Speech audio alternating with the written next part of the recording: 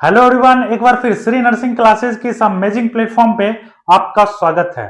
दोस्तों, आज हम बात करने वाले हैं एक मशीन और पेपर की, जो हर हॉस्पिटल के आईसीयू में रहती है और बीप बीप करके डॉक्टर्स को बताती रहती है कि इंसान का हार्ट कैसा महसूस कर रहा है। जी हाँ दोस्तों, आज हम बात करने वाले हैं ईसीजी के बारे में, यानी कि इलेक्ट्रोकार्डियोग्राम के बारे में। ये ईसीजी जो होता है बच्चों, आप लोग मूवी में देखते होंगे कि एक मॉनिटर लगा होता है, उस मॉनिटर के ऊपर एक जिगजैग लाइन चलता रहता है। इस एक जिगजैग लाइन चलता रहता है ऊपर नीचे करके, और जब तक वो लाइन ऊपर नीचे होता रहता है आपका हीरो जिंदा रहता है, और जैसे ही वो लाइन स्ट्रेट हो जाता है यानी सीधा हो जाता है, आपका हीरो खत्म, यानी कि सारा खेल खत्म। तो बच्चों, क्या आपको पता है, क्या आपने कभी सोचा है कि ये जो लाइन बन रहा है, जिगजैग लाइन जो ऊपर नीचे लाइन हो रहा है, वो क्यों बनता है, वो कैसे बनता है? तो आज की वीडियो में हम यही देखने वाले हैं कि वो लाइन जो है, ईसीजी का जो ग्राफिकल रिप्रेजेंटेशन जिसको बोलते हैं मेडिकल टर्म में, वो कैसे बनता है। हमारा हार्ट एक मसल नहीं होता है बच्चों, ये एक इलेक्ट्रिक जनरेटर होता है, यानी कि इलेक्ट्रिक पल्स को इम्पल्स को जनरेट करता है। हर एक हार्ट बीट के पीछे बच्चों एक इलेक्ट्रिक इम्पल्स जनरेट होता है, और ये ईसीजी क्या करता है, उसी हमारे बॉडी के अंदर, हमारे हार्ट के अंदर जो इलेक्ट्रिक इम्पल्स जनरेट हो रहा है उसको कैच करके एक पेपर के ऊपर ग्राफिकल रिप्रेजेंटेशन, एक ग्राफ के ऊपर प्रिंट कर देता है, और उसी से पता लगता है बच्चों कि आपका हार्ट का कंडीशन कैसा है। एक ईसीजी के अंदर ये बताता है, अगर ईसीजी का रिदम जो है गड़बड़ हो गया, यानी कि ईसीजी का रिदम एबनॉर्मल हो गया, तो वो ये बताता है बच्चों कि आपका हार्ट रेट कैसा है, यानी कि आपका दिल कितना तेजी से धड़क रहा है, या फिर बच्चों आपके आपके हार्ट के अंदर कोई ब्लॉकेज तो नहीं है, आपके हार्ट के मसल जो है वो डैमेज तो नहीं हो गया है, या फिर आपके हार्ट के किसी ऐसा पार्ट के बीच में ऑक्सीजन का कमी तो नहीं हो रहा है। ये सारा तमाम चीजें बच्चों ईसीजी के अंदर देखा जाता है। तो आज के वीडियो में बिल्कुल बने रहिए, एंड तक जरूर देखिए। ये जो ईसीजी का क्लास है बच्चों, बहुत ही इंपॉर्टेंट होने वाला है। तो चलिए इस क्लास को शुरू करते हैं। सबसे पहले हम देख लेते हैं बच्चों, ईसीजी को समझने से पहले ये जो ईसीजी टर्म है बच्चों, इसका मतलब क्या होता है। जो ईसीजी है, हमने क्या बोला था इंट्रोडक्शन में कि इलेक्ट्रोकार्डियोग्राम, लेकिन बच्चों इसके दो फुल फॉर्म और होते हैं, एक होता है इलेक्ट्रोकार्डियोग्राफी और एक इलेक्ट्रोकार्डियोग्राफ। तो बच्चों हम देख लेते हैं एक एक करके कि तीनों फुल फॉर्म का मतलब क्या होता है। सबसे पहला क्या था बच्चों, इलेक्ट्रो कार्डियोग्राफी, एक होता है इलेक्ट्रोकार्डियोग्राफी, दूसरा होता है इलेक्ट्रोकार्डियोग्राफ। क्या होता है? इलेक्ट्रोकार्डियोग्राफ।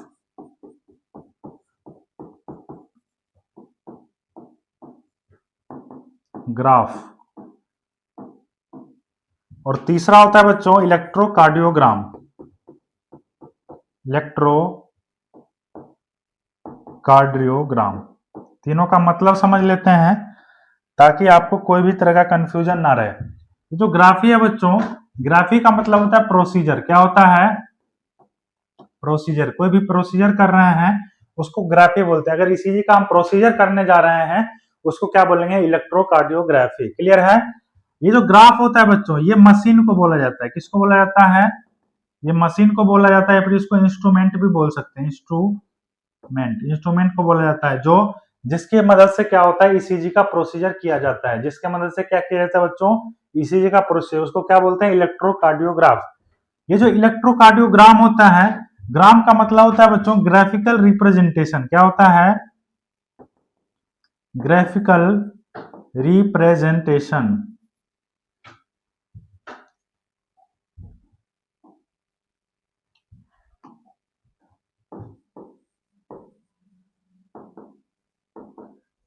या फिर इसको बच्चों रिपोर्ट भी बोल सकते हैं। इसको रिपोर्ट भी बोल सकते हैं। जैसे कि अगर कोई पेशेंट जो है जिसका ईसीजी हुआ है, उसका रिपोर्ट, जैसे कि जो पेज पे क्या कर रहे हैं, जो इलेक्ट्रिकल इंपल्स जनरेट हो रही थी वो ईसीजी के माध्यम से क्या हुआ, एक पेज पे प्रिंट कर दिया गया, उसको क्या बोला जाता है? इलेक्ट्रोकार्डियोग्राम, यानी कि ग्राफिकल रिप्रेजेंटेशन, या फिर उसको रिपोर्ट भी बोल सकते हैं। तो हमने क्या देखा बच्चों, ईसीजी का फुल फॉर्म टोटल तीन तरह से होता है: इलेक्ट्रोकार्डियोग्राफी, इलेक्ट्रोकार्डियोग्राफ और इलेक्ट्रोकार्डियोग्राम। क्लियर है? अब बच्चों ईसीजी का डेफिनेशन क्या होता है? सबसे पहले हम डेफिनेशन की बात कर लेते हैं कि ईसीजी बोला किसको जाता है। डेफिनेशन, क्या होता है ECG is a graphical representation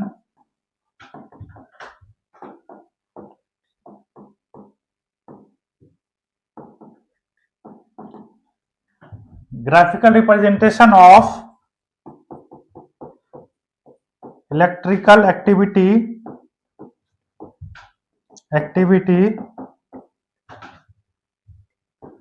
produced by heartbeat। यानी कि बच्चों कि ये क्या होता है ईसीजी एक ग्राफिकल रिप्रेजेंटेशन होता है। जैसा कि हमने क्या देखा था रिपोर्ट के बारे में देखा था कि क्या है ग्राफिकल रिप्रेजेंटेशन है किसका इलेक्ट्रिकल एक्टिविटी का। इलेक्ट्रिकल एक्टिविटी कहने का मतलब जो हार्ट के अंदर जो इलेक्ट्रिकल इंपल्स जनरेट हो रहे हैं जो क्या हो रहा है बच्चों इलेक्ट्रिकल एक्टिविटी हो रहा है उसी का ग्राफिकल रिप्रेजेंटेशन करना क्या कहलाता है ईसीजी कहलाता है। और कैसे होता है इलेक्ट्रिकल एक्टिविटी तो जब भी आपका हार्ट बीट करता है यानी कि आपका दिल धड़कता है तभी क्या होता है एक इलेक्ट्रिकल इंपल्स जनरेट हो जाता है यानी कि एक एक्टिविटी हो जाता है। तो जितना भी हार्ट बीट होगा आपका उतनी बार वो इलेक्ट्रिकल इंपल्स जनरेट होगी और उसको एक पेपर के ऊपर रिप्रेजेंट कर दिया जाएगा किस फॉर्म में तो ग्राफिकल फॉर्म में। तो ग्राफ के फॉर्म में आप रिप्रेजेंट कर देते हैं उसी को हम ईसीजी बोलते हैं। क्या बोलते हैं ईसीजी बोलते हैं। अब जो बच्चों आपका रिपोर्ट है आपने ईसीजी का रिपोर्ट जरूर देखा होगा वो रिपोर्ट कैसे रहता है कुछ इस तरह से रहता है। क्लियर है बच्चों आपने जरूर देखा होगा। ये क्या है बच्चों ईसीजी का जो रिपोर्ट होता है उसके ऊपर इस तरह से बना होता है। ये रिप्रेजेंट क्या करता है इसके बारे में थोड़ा थोड़ा समझ लेते हैं बच्चों। ये जो देख रहे हैं इसको बोला जाता है पी वेव। क्या बोला जाता है पी वेव। क्लियर है। सबसे पहले मार्किंग कर लेते हैं ये क्या आपका पी है ये आपका बच्चों क्यू है ये आर एस और ये टी है इसको पी वेव बोला जाता है बच्चों। और जो ये वाला पोर्शन है आपका ये पूरा पोर्शन इसको क्यू आर एस कॉम्प्लेक्स बोला जाता है। क्या बोला जाता है क्यू आर एस कॉम्प्लेक्स बोला जाता है। और ये जो है बच्चों इसको टी वेव बोलते हैं। क्या बोलते हैं टी वेव बोला जाता है। अब हम समझते हैं बच्चों कि ये पी वेव है ये क्यू आर एस कॉम्प्लेक्स और टी वेव है ईसीजी के अंदर यही सब रहता है। तो ये जो पी वेव है ये बनता कैसे है ये क्यों बन जाता है तो पी वेव बच्चों कैसे बनता है जब आपका एट्रियल सिस्टोल होता है। क्या होता है एट्रियल सिस्टोल होता है। सिस्टोल कहने का मतलब कॉन्ट्रैक्शन जब होता है जब आपका एट्रियम के अंदर कॉन्ट्रैक्शन होता है जब क्या होता है कॉन्ट्रैक्शन होता है या फिर बच्चों जब आपका एट्रियल डिपोलराइजेशन होता है।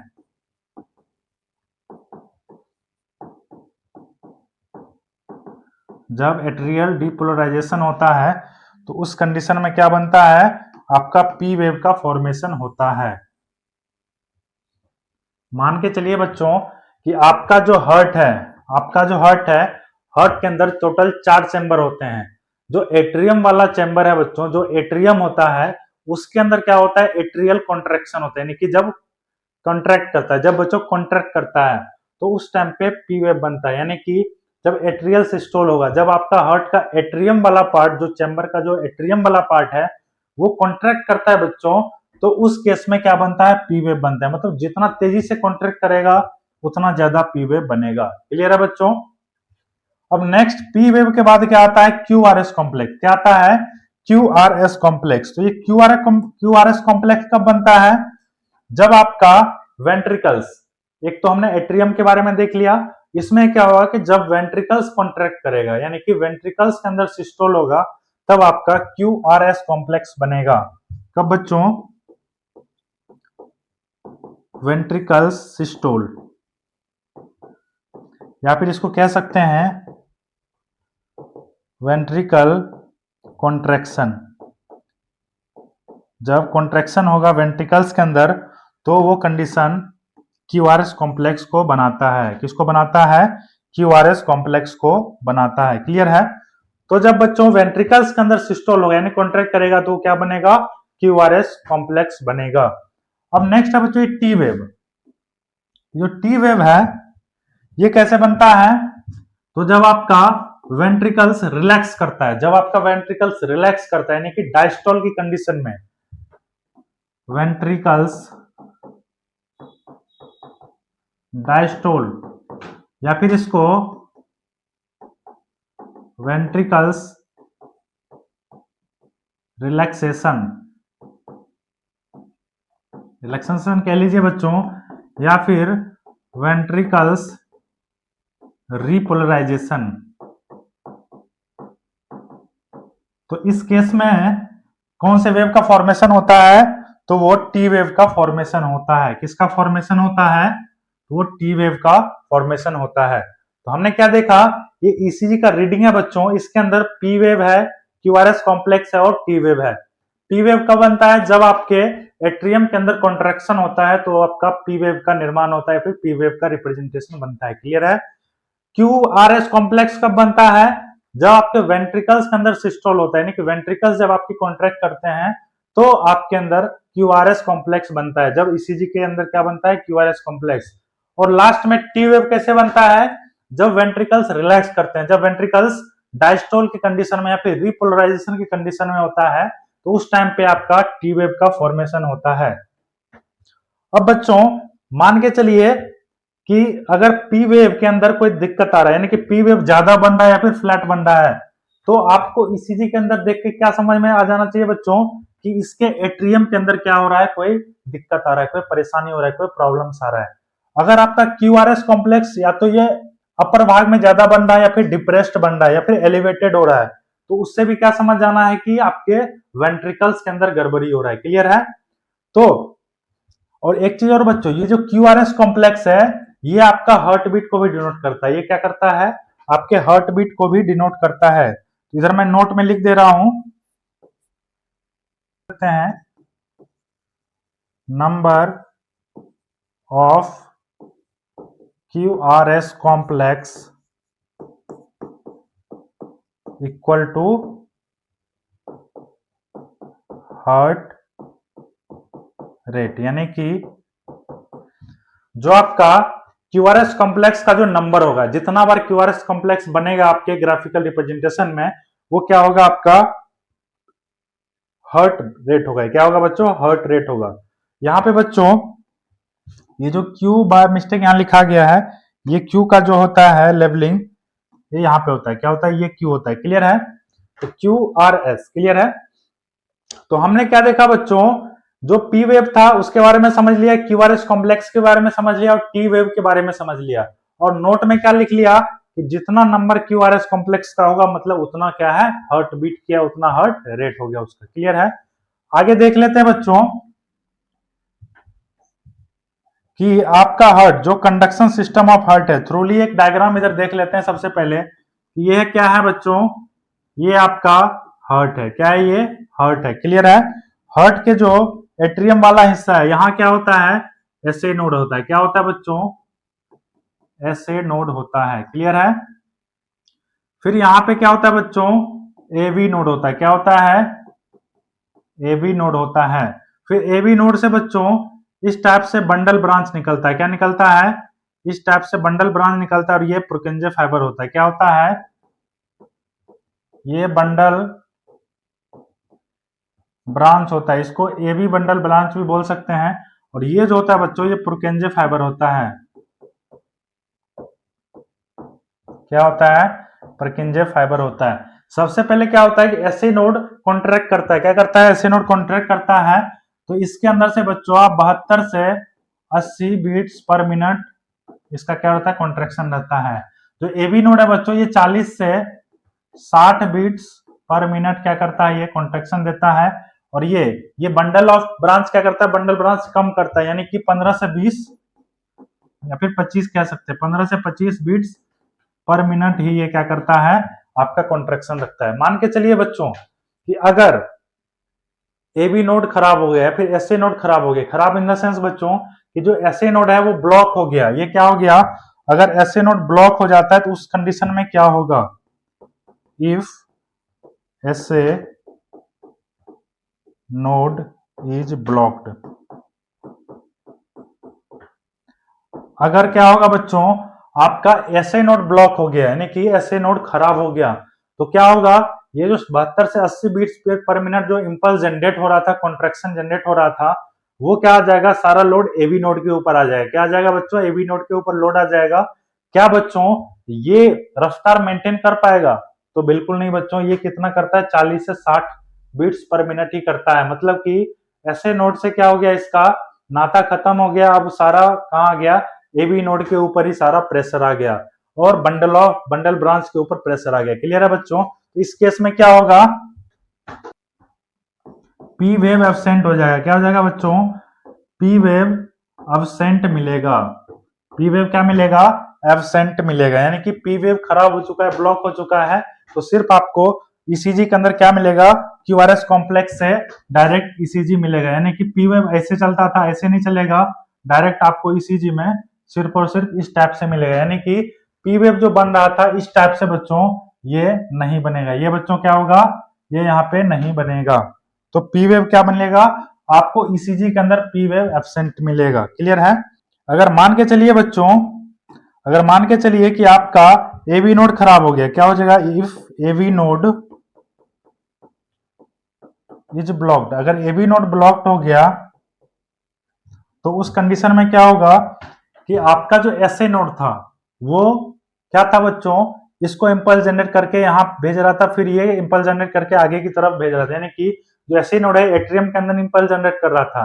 अब क्या हो गया, एसए नोड तो ठीक काम कर रहा है लेकिन एवी नोड ही खराब हो गया, तो इसके अंदर से कॉन्ट्रैक्शन, ये जो कंट्रोल था वो हट गया, यानी कि वेंट्रिकुलर एस्केप हो गया। क्या हो जाएगा बच्चों, वेंट्रिकुलर एस्केप हो चुका है, यानी कि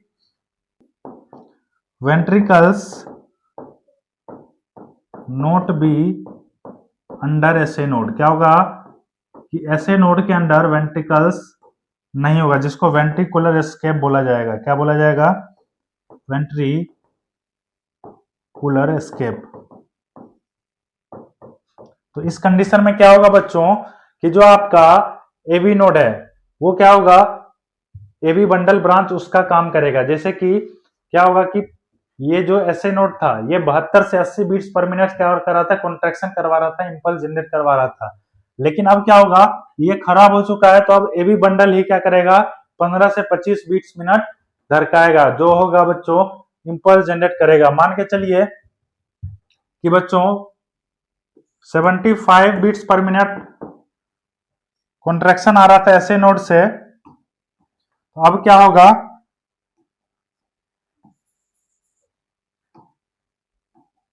ये जो 75 आ रहा था तो अब आएगा 20 से 25। क्लियर है? तो मोटा मोटी बच्चों 3:1 आएगा, यानी कि 3:1 इसका क्या रहेगा, इंपल्स जनरेशन करने का रेशियो हो जाएगा। 3 मतलब कि 3 बार बच्चों पी वेव बन जाएगा, 3 बार क्या बन जाएगा, आपका पी वेव बन जाएगा। उसके बाद क्यूआरएस कॉम्प्लेक्स बनेगा। क्लियर है? उसके बाद आपका क्यूआरएस कॉम्प्लेक्स और टी वेव बनेगा। क्लियर है? तो 3 बार पी वेव देखने को मिलेगा। इस ईसीजी रीडिंग में क्या मिलेगा, 3 बार पी वेव देखने को आपको मिलेगा। तो हमने क्या देखा कि अगर एसए नोड खराब हो जा रहा है तो उस कंडीशन में क्या होगा, पी वेव एब्सेंट मिलेगा। अगर एबी नोड खराब हो जा रहा है, ब्लॉक हो जा रहा है, तो उस कंडीशन में वेंट्रिकुलर एस्केप देखने को मिलेगा, यानी कि वेंट्रिकल्स के अंदर क्या होगा, एस्केप हो जाएगा। जो ये इंटेंसिटी के साथ जो कॉन्ट्रैक्शन बन रहा था, जो इंपल्स जनरेट हो रहा था, वो नहीं होगा। एबी बंडल ब्रांच के ऊपर सारा प्रेशर आ जाएगा और इसका जो रेशियो है 3:1 हो जाएगा बच्चों। मतलब कि 3 बार एसए नोड इंपल्स जनरेट करेगा तो 1 बार ये करेगा। क्लियर है? तो 3 पी वेव बन जाएगा, बाकी क्यूआरएसटी कॉम्प्लेक्स बनेगा। क्लियर है बच्चों? और एक चीज बच्चों, जब ये कंडीशन हो जाएगा तो इसमें पेस मेकर का जरूरत पड़ेगा, यानी कि इसमें पेस मेकर का जरूरत पड़ेगा, यानी कि रिक्वायर पेस मेकर। और इस कंडीशन को स्ट्रोक एडम सिंड्रोम बोला जाएगा। इस कंडीशन को स्ट्रोक एडम सिंड्रोम बोला जाता है। क्लियर है? तो इसमें पेसमेकर, जो आर्टिफिशियल क्या होते हैं पेसमेकर होते हैं, वो लगाना पड़ेगा ताकि आपके हार्ट के अंदर जो इलेक्ट्रिकल इंपल्स है वो रेगुलरली जनरेट हो सके। क्लियर है? चलिए आगे देख लेते हैं कि अगर बच्चों, अगर आप ईसीजी का रीडिंग देख रहे हैं तो आपके सामने दो चीज आ सकता है।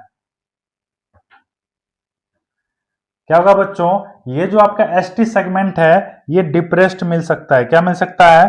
डिप्रेस्ड मिल सकता है। या फिर अगर कोई आप ईसीजी का रीडिंग देख रहे हैं तो आपका एक एलिवेटेड मिल सकता है। एसटी सेगमेंट एक डिप्रेस्ड मिल सकता है और एक एलिवेटेड मिल सकता है, यानी कि एसटी जो सेगमेंट है वो कैसा आ गया? वो डिप्रेस्ड आ गया। क्या आएगा? डिप्रेस्ड आ गया। क्लियर है? डिप्रेस्ड यानी कि टी वेव फ्लैट हो गया। टी वेव कैसा हो गया? फ्लैट हो गया। और दूसरा कंडीशन क्या आएगा कि आपका जो एसटी सेगमेंट है, ये जो एसटी सेगमेंट है ये एलिवेटेड आ गया। क्या आ गया? एलिवेटेड आ गया। क्लियर है? यानी कि ईसीजी के रीडिंग में अगर एसटी सेगमेंट डिप्रेस्ड आता है तो उस कंडीशन को मायोकार्डियल इस्कीमिया बोलते हैं। क्या बोलते हैं? Myocardial ischaemia. यानी कि वहां पे क्या हो रहा है? ब्लड सप्लाई का कमी हो रहा है। वहां पे क्या हो रहा है? मायोकार्डियल इस्कीमिया का कंडीशन हो रहा है, ब्लड सप्लाई कम हो रहा है। क्लियर है? और नेक्स्ट, एसटी सेगमेंट अगर एलिवेटेड आता है तो वो क्या है? Myocardial infarction. क्या है? Myocardial infarction. ये मायोकार्डियल इन्फार्क्शन का कंडीशन यानी हार्ट अटैक का कंडीशन है। अगर किसी पेशेंट का एसटी सेगमेंट एलिवेटेड आता है तो उससे क्या समझ जाना है? मायोकार्डियल इन्फार्क्शन का कंडीशन है। अगर किसी ईसीजी के नीचे जो है ईसीजी के रीडिंग के एसटी सेगमेंट नीचे आता है, यानी कि डिप्रेस्ड आता है एसटी सेगमेंट, तो उससे आपको समझ जाना है कि क्या है? उसके अंदर मायोकार्डियल इस्कीमिया का कंडीशन है। क्लियर है? अब हम बात कर लेते हैं बच्चों की ये जो ईसीजी का जो हम रीडिंग देख रहे हैं, जो पेपर के ऊपर जो ग्राफ का रिप्रेजेंटेशन है उस ग्राफ के बारे में सीख रहे थे। ये जो ग्राफ होता है इस प्रोसीजर को किया कैसे जाता है, कौन सा इलेक्ट्रोड कहाँ लगाया जाता है, क्यों लगाया जाता है और कैसे लगाना है, किस जगह पे लगाना है, आइए उसके बारे में चर्चा कर लेते हैं बच्चों। ये जो ईसीजी करने के लिए बच्चों, तो ईसीजी करने के लिए हमको शरीर का 3 पोल का मदद लेना होता है, यानी कि 3 पोल में किया जाता है। यानी कि मान के चलिए शरीर के 3 पोल का इस्तेमाल किया जाता है। ये जो है आपका ये राइट आर्म है, ये बच्चों लेफ्ट आर्म है और ये क्या है? लेफ्ट लेग है। क्या है? लेफ्ट लेग है। क्या है बच्चों? लेफ्ट लेग है। यानी कि ईसीजी परफॉर्म करने के लिए हमको बॉडी को एक ट्रायंगुलर फॉर्म में डिवाइड करना होता है। क्या करना होता है? ट्रायंगुलर फॉर्म में डिवाइड करना होता है। एक राइट आर्म, लेफ्ट आर्म और लेफ्ट लेग का इस्तेमाल किया जाता है, जिससे कि इससे क्या होता है? ताकि एक करंट का फ्लो बन सके और ये करंट का फ्लो क्या करे? जो हमारे हार्ट है, जो हमारे हार्ट के आसपास से क्या ये फ्लो गुजरता है, ये करंट गुजरता है और उस इंपल्स को अच्छे से कैच कर पाता है, अच्छे से डिनोट कर पाता है, आइडेंटिफाई कर पाता है बच्चों। जैसा कि घर के अंदर जो बिजली है बच्चों, उसके अंदर क्या होता है कि प्लस और प्लस को जोड़िएगा तो करंट दौड़ने लगता है। क्या होता है? करंट फ्लो होने लगता है। अगर प्लस और माइनस को जोड़िएगा तो उसमें कोई ऐसा फ्लो नहीं होता है। क्लियर है? तो इसके अंदर में हम क्या करना है? प्लस और प्लस को नहीं जोड़ना है, प्लस को माइनस से जोड़ना है। क्लियर है? तो सबसे पहले देख लेते हैं ये राइट आर्म होता है, इसके अंदर जो चार्ज होता है वो चार्ज कैसा होता है? इसमें बच्चों माइनस माइनस चार्ज होता है, इसमें प्लस माइनस चार्ज होता है और इसके अंदर बच्चों प्लस प्लस चार्ज होता है। तो हमने क्या सीखा? हमने क्या सीखा बच्चों? इसके अंदर क्या चार्ज होता है? माइनस। इसके अंदर माइनस चार्ज होता है। लेफ्ट लेग में प्लस प्लस चार्ज होता है और लेफ्ट आर्म में जो होता है प्लस और माइनस चार्ज होता है। यानी कि हमने क्या देखा कि जो हमारा तीनों लिंब था उसके अंदर हमने चार्ज को अच्छे से देख लिया। अब क्या करेंगे कि सबसे पहले जो बच्चों प्लस और माइनस को मिलाएंगे। यानी कि जैसे क्या करना है, जैसे कि आपके घर में कोई आता है जो बड़े आता है उसका क्या करना पड़ता है? सम्मान करना पड़ता है। उसके लिए आपको क्या करना है? हाथ को जोड़ते हैं। आप लोग क्या करते हैं? हाथ को जोड़ते हैं। ठीक उसी प्रकार क्या करेंगे? राइट आर्म को लेफ्ट आर्म से जोड़ना है, हाथ को जोड़ना है। क्लियर है? हमने इन दोनों को जोड़ दिया, हमने इन दोनों को जोड़ दिया, जिससे किसका निर्माण हो गया? Lead first. जिससे किसका निर्माण हो गया बच्चों? ये हो गया लीड फर्स्ट। क्या बन गया? Lead first. क्लियर है? अगर बच्चों कोई बड़े हैं जो माँ बाप आपके हैं या फिर घर के अंदर दूसरे सदस्य हैं, उसको आप कैसे प्रणाम करते हो? पैर छू करके। तो राइट आर्म को कैसे दाहिने हाथ से छूते हो? तो राइट आर्म को लेफ्ट लेग से हमने जोड़ दिया, राइट आर्म को लेफ्ट लेग से हमने क्या किया? जोड़ दिया। तो हमारा क्या बन जाएगा? हमारा बन जाएगा बच्चों लीड सेकेंड। हमारा क्या बन जाएगा? Lead second. क्लियर है? ये हो गया लीड सेकेंड। अब जो बाकी बच गया बच्चों, ये जो आपका बच गया वो हो गया लीड थर्ड। इसको जोड़ दीजिए, ये क्या बन गया हमारा? Lead third. तो हमने देख लिया ये कॉम्बिनेशन कैसे होता है। ट्रायंगुलर फॉर्म में हमारे बॉडी के अंदर क्या किया जाता है? बॉडी पार्ट्स का यूज किया जाता है। जो राइट आर्म होता है उसके अंदर प्लस प्लस जो है लगाया जाता है, plus plus minus minus charge रहता है। सॉरी बच्चों, ये लेफ्ट आर्म है बच्चों, इसके अंदर प्लस माइनस चार्ज होता है और लेफ्ट लेग के अंदर प्लस प्लस चार्ज होता है। तो हमने क्या देख लिया? 3 लीड के बारे में अच्छे से देख लिया। क्लियर है? अब आगे बढ़ते हैं, 3 लीड के बारे में और जानकारी लेते हैं। वो क्या होता है? वो होता है AVR, AVL और AVF। क्लियर है? AVR यहाँ पे शॉर्ट ट्रिक है बच्चों, यहाँ पे आप समझ सकते हैं कि आपका आर मतलब राइट आर्म। क्या होता है? आर मतलब राइट आर्म, राइट आर्म। ये जो AVL है मतलब लेफ्ट आर्म। क्या होता है इसका मतलब? Left arm. और AVF है, F मतलब फुट। क्या होता है? F मतलब फुट। और हमने देखा कौन सा फुट? तो लेफ्ट फिट या फिर लेफ्ट लेग भी कह सकते हैं। तो टोटल 3 लीड्स यहाँ हो गए और 3 लीड्स हमने अभी जस्ट प्रीवियस स्लाइड में देखा कि लीड फर्स्ट, लीड सेकेंड और लीड थर्ड। तो ये टोटल 6 लीड हो गए। इसके अलावा भी बच्चों 6 लीड और होते हैं। वो क्या होता है? यहाँ पे जो आप देख रहे हैं V1, V2, V3, V4, V5, V6, ये जो लीड देख रहे हैं इसके बारे में चलिए चर्चा कर लेते हैं। क्लियर है? इसको मैं रब कर दे रहा हूं बच्चों। ये जो लीड होता है वो क्या होता है? V1, V2, V3 से लेकर के V6 तक होता है। क्या होता है? V1, V2, V3, V4, V5 और V6। क्लियर है? अभी जो V1, V2 ये लगता कहां पे है? ये लीड का प्लेसमेंट कहां करना होता है? क्लियर है? वो चलिए बच्चों आपको मैं समझा दे रहा हूं इस फिगर के माध्यम से। ये क्या है बच्चों? आपका स्टर्नम है। ये क्या है? स्टर्नम है। मान के चलिए सबसे पहले ये क्या होता है? ब्यूटी बोन है। सबसे पहले क्या है? ब्यूटी बोन होता है। ये देखिए, ये क्या है? ब्यूटी बोन है। क्या है? ब्यूटी बोन, जिसको आप कॉलर बोन भी बोलते हैं। जिसको आप क्या बोलते हैं? Collar bone. इससे अटैच क्या है? ये स्टर्नम। क्या है अटैच? स्टर्नम। ये हम मस्कुलोस्केलेटल सिस्टम में अच्छे से पढ़ा चुके हैं बच्चों। इसका वीडियो भी प्लेलिस्ट में डाला हुआ है, वहां भी जाके आप चेकआउट कर सकते हैं। ये जो स्टर्नम है बच्चों, स्टर्नम से क्या अटैच है? रिब्स अटैच है। क्या है बच्चों? आपका रिब्स अटैच है। ये जो रिब्स है बच्चों, ये क्या है? आपका रिब्स है। टोटल 12 पेयर होता है। जो 2 रिब्स के बीच का जो स्पेस देख रहे हैं इसको इंटरकोस्टल स्पेस बोला जाता है। क्या बोला जाता है? इंटरकोस्टल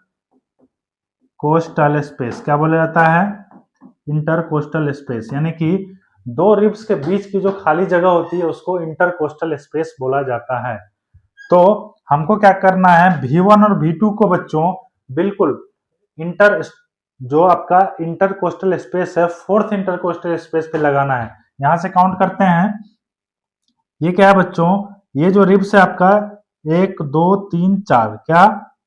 1 2 3 4। ये जो 4th इंटरकोस्टल स्पेस है यहां पे आपको क्या करना है? V1 और V2 को लगाना है। याद रखने वाली बात यह है बच्चों, ये क्या है? राइट है और ये क्या है? लेफ्ट है। क्या है? लेफ्ट है। ये आपका राइट पोर्शन है। तो राइट के अंदर V1 लगेगा। राइट के अंदर क्या लगेगा? V1। और कहां पे लगेगा? तो 4th इंटरकोस्टल स्पेस पे लगेगा। और इसी के जस्ट अपोजिट इसी के जस्ट अपोजिट आपको V2 लगाना है। क्या लगाना है? V2 लगाना है। और अपोजिट किधर लगेगा? तो लेफ्ट साइड में लगेगा। और कहां पे? तो सेम जो आपका साइड था वहीं पे, यानी कि ये भी फोर्थ इंटरकोस्टल स्पेस पे ही लगेगा। यानी कि जो आपका V1 और V2 है वो फोर्थ इंटरकोस्टल स्पेस पे ही लगेगा। क्लियर है? लेकिन किधर लग रहा है? राइट की साइड लग रहा है। बाकी आप देख रहे हैं बच्चों, सारे जो हमारे इलेक्ट्रोड्स हैं वो सारे क्या हैं? लेफ्ट साइड लगे हुए हैं। किधर लगे हुए हैं? लेफ्ट साइड लगे हुए हैं। क्लियर है?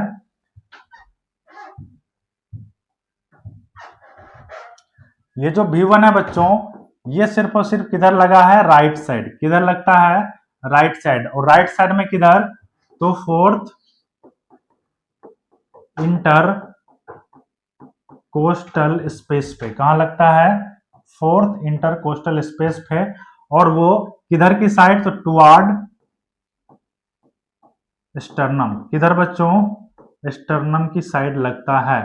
ऐसा नहीं करना है बच्चों कि स्टर्नम से दूर लगाना है, दूर नहीं लगाना है, स्टर्नम के नियरेस्ट लगाना है। टुवार्ड या फिर इसको आप नियरेस्ट भी बोल सकते हैं। क्या बोल सकते हैं?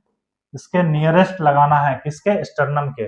तो V1 सिर्फ और सिर्फ राइट साइड लगेगा और बाकी रिमेनिंग जो आपका इलेक्ट्रोड है वो सारे लेफ्ट साइड लगेगा। तो मैं यहाँ पे लिख दूं बच्चों लेफ्ट, V3 भी लेफ्ट, यानी कि सारा इलेक्ट्रोड आपका किधर लगेगा? लेफ्ट लगेगा। किधर लगेगा? लेफ्ट लगेगा। लेफ्ट। क्लियर है? अब देखते हैं V2।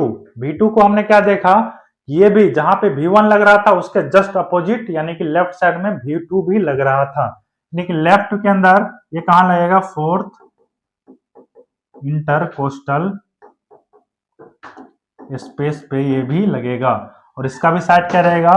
नियर टू स्टर्नम, यानी कि स्टर्नम के नजदीक ही आपको V2 का भी प्लेसमेंट करना है। क्लियर है? अब जो V4 है बच्चों, ये जो V3 है, V3 कहां लगा है? आपका V2 और V4 के बीच में। V2 और V4 के बीच में लगेगा। यानी कि इसको समझने के लिए मैं आपको समझा दे रहा हूं। यहां पे देख लीजिएगा, ये मान के चलिए क्या है? ब्यूटी बोन है। ये क्या है? इस तरह से दो ब्यूटी बोन निकला हुआ है और यहां से स्टर्नम है। क्या है बच्चों? यहाँ पे स्टर्नम है। क्लियर है? आपको क्या करना है? इसको डिवाइड करना है 3 पार्ट में।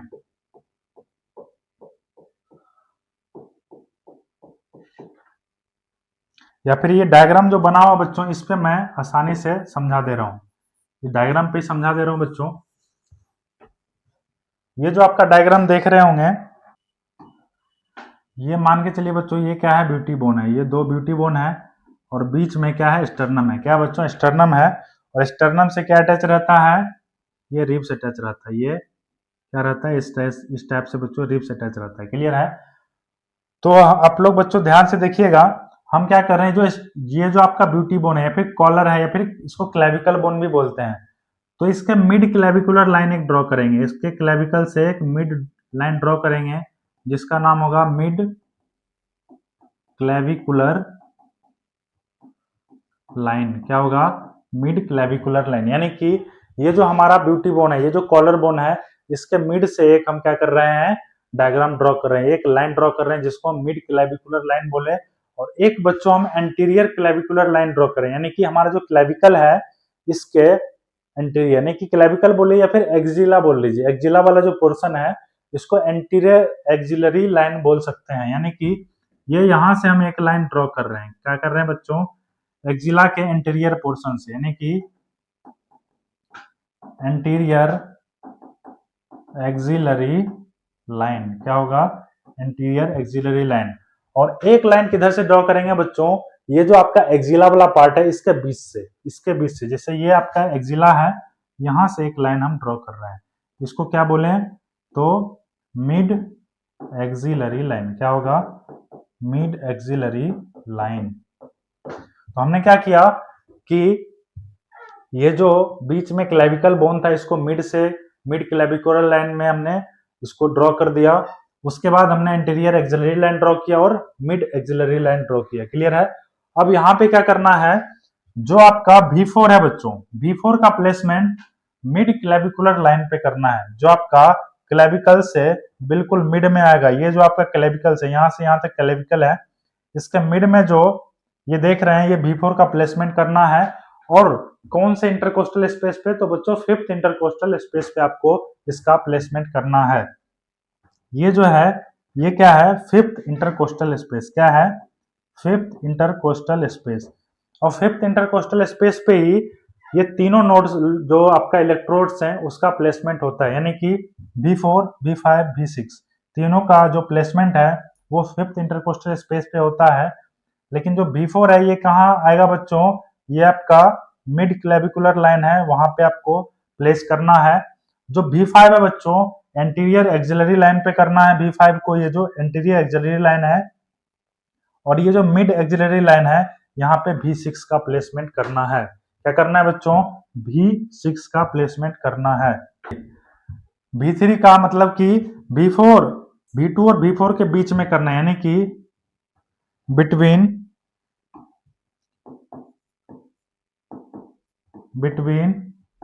V2 एंड V4, V2 और V4 के बीच में V3 का प्लेसमेंट कर देना है। क्लियर है? V3 जो इलेक्ट्रोड्स हैं। V4 का आपको अभी जस्ट हमने बताया कि लेफ्ट फिफ्थ इंटरकोस्टल स्पेस, और कहां पे बच्चों? तो mid clavicular line, mid clavicular line पे करना है। जो V5 का प्लेसमेंट कहां करना है बच्चों? ये भी फिफ्थ इंटरकोस्टल स्पेस पे करेंगे। और कहां करेंगे? तो एंटीरियर एक्सिलरी लाइन। कहां करेंगे? एंटीरियर एक्सिलरी लाइन पे करेंगे। और V6 का भी कहां करेंगे? तो फिफ्थ इंटरकोस्टल स्पेस पे करेंगे। और ये कहां करेंगे बच्चों? मिड एक्सिलरी लाइन, जो आपका मिड एक्सिलरी लाइन होता है वहां पे V6 का प्लेसमेंट करना है। तो बच्चों हमने क्या देखा? ये जो V1 है इसका राइट साइड में करना है। राइट साइड में V1 इलेक्ट्रोड्स का प्लेसमेंट करना है। और वो राइट साइड में किधर होगा? तो फोर्थ इंटरकोस्टल स्पेस पे। ये जो इंटरकोस्टल स्पेस होता है ये क्या होता है? तो दो रिब्स के बीच का जो खाली जगह होता है उसको इंटरकोस्टल स्पेस बोलते हैं। यानी कि चौथा जो फोर्थ पोजीशन पे जो इंटरकोस्टल स्पेस होगा वहां पे V1 का प्लेसमेंट कर देना है। किधर? Right side. क्लियर है? नेक्स्ट जो है बच्चों, V2 का प्लेसमेंट हमको कहां पे करना है? तो लेफ्ट साइड में करना है। जैसे कि हमने राइट साइड में किया था V1 का, उसी के जस्ट बराबर में V2 का प्लेसमेंट कर देंगे।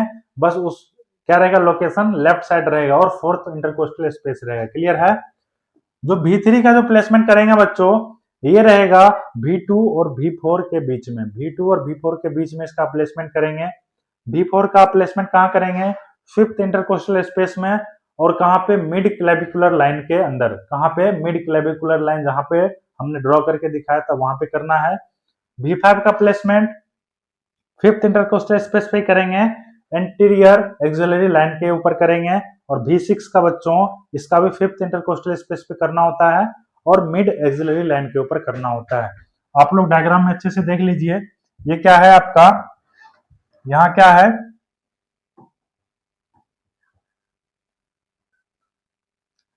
ये जो देख रहे हैं बच्चे आप, ये क्या है? V1 है। ये क्या है? V1 है।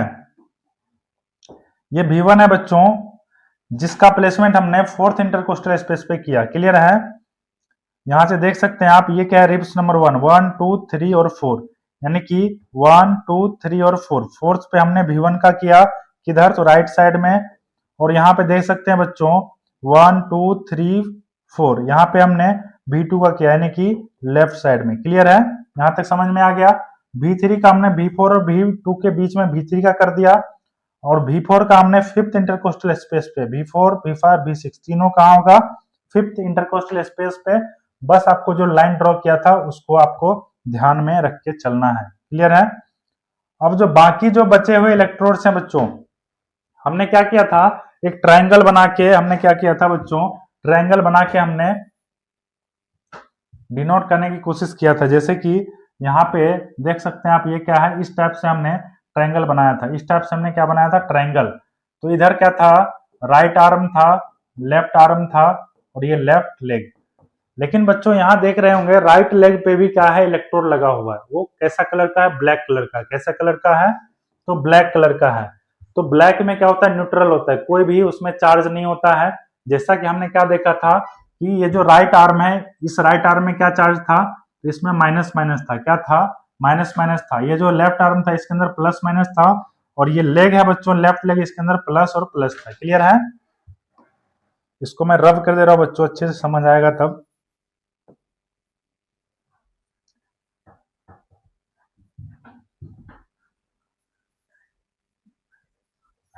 ये देखिए,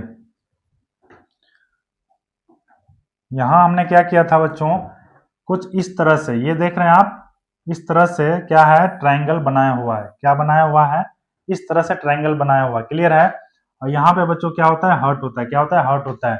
अब क्या है कि राइट आर्म के अंदर बच्चों क्या था, निगेटिव निगेटिव था चार्ज। क्लियर है? इसके अंदर पॉजिटिव निगेटिव था और इसके अंदर पॉजिटिव पॉजिटिव था। लेकिन राइट लेग के अंदर भी क्या है, ब्लैक है, इसके अंदर कोई चार्ज नहीं होता है, कोई चार्ज बच्चों नहीं होता है। तो हमने क्या देखा बच्चों कि जो यहाँ पे आपको क्या करना है, चार्ज को और कलर कोड को भी ध्यान में रखना है। जो राइट आर्म में लगेगा वो रेड कलर का होगा। कैसा होगा? वो रेड कलर का होगा। जो लेफ्ट लेग में लगेगा बच्चों वो कैसा होगा, ग्रीन कलर का होगा। कैसा होगा?